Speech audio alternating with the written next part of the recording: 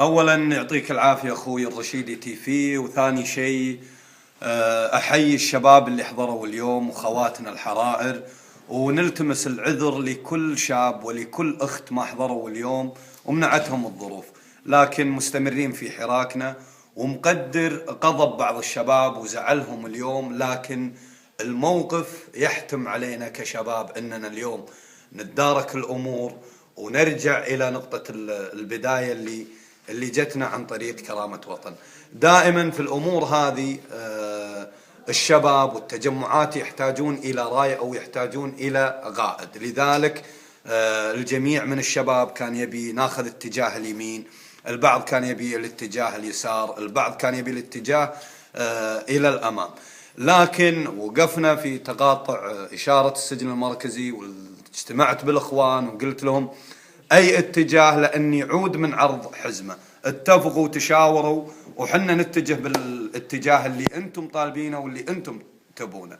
لذلك بلغوني الشباب قالوا الان راح يعلن كرامة وطن اللي هو اعلن، واللي حنا حضرنا الى دوار الكرامة الى صباح الناصر. تلقينا هذه الدعوة من هذا الحساب اللي يثق فيه الجميع، تلقينا التعليمات، بلغوني المغردين ان حساب كرامة وطن ابلغ العودة الى نقطة البداية اللي هي دوار كرامة وطن.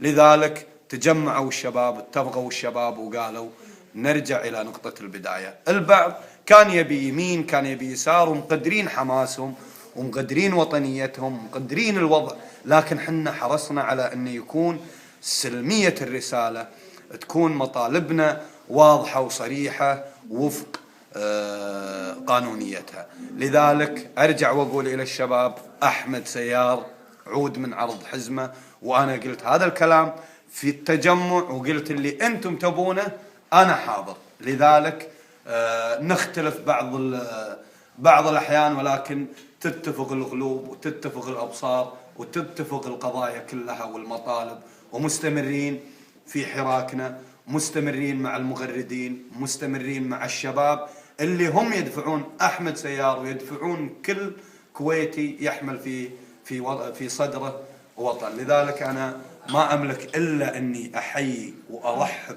بالمجاميع من خوات وأخوان احضروا إلى مسيرة كرامة وطن 6، وراح يحضرون إلى مسيرة كرامة وطن 7 و8 و9 و10، إلى أن تتحقق مطالب الشعب، إلى أن يتحرر الدستور. لذلك نلتمس العذر أولا وأخيرا لكل أخت وأخ إن ما حضر في مسيرة كرامة وطن 6 وطن 5 وطن 4، وإن شاء الله نشوفهم أمامنا وحنا نكون خلفهم وعلى يمينهم ومعاهم في المسيرة.